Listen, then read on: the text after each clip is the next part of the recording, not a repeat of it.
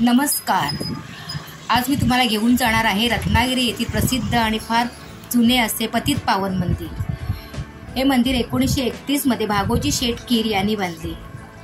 सर्वसामान्य जनतेला मंदिरात प्रवेश मिळावा, त्यांना देवदर्शन घडावे आणि त्यांच्यावरचा अन्याय दूर व्हावा म्हणून स्वातंत्र्यवीर सावरकर यांच्या सांगण्यावरून भागोजी शेठ कीर यांनी हे मंदिर बांधले.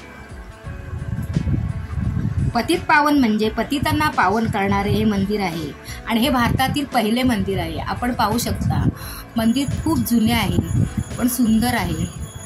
बाहेर कासव आहे, आतमध्ये गेल्यानंतर घंटा आहे, बाजूला बरसायला बाक आहेत.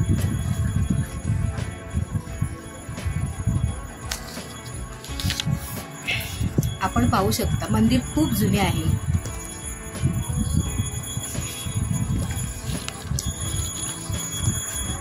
मंदिराच्या खिडक्या पण खूप प्रशस्त आहेत.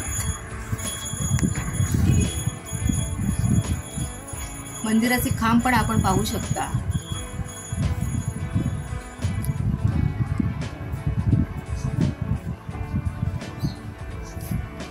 स्वातंत्र्यवीर सावरकरांनी ज्या वस्तू वापरल्या, पिस्तुले, चपला, चष्मा अशा अनेक वस्तू संग्रहालयात जपून ठेवण्यात आलेल्या आहेत.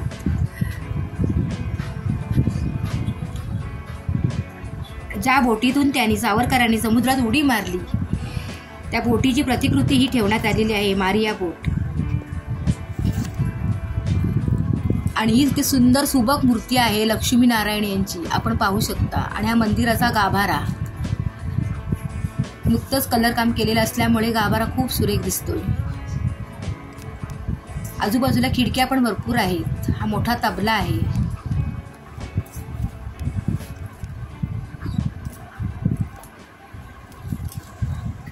आपण पाहू शकता हे भागोजी शेठ कीर यांनी जे मंदिर बांधण्यासाठी मदत केली, आर्थिक सहाय्य खूप केले. हा त्यांचा पुतळा आहे. त्यांचं घर पेठ किल्ल्यात आहे.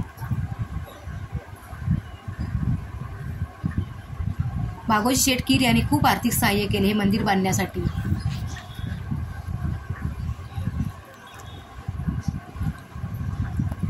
आणि बाजूला हे शिल्प ठेवण्यात आलेले आहे सावरकरांचे.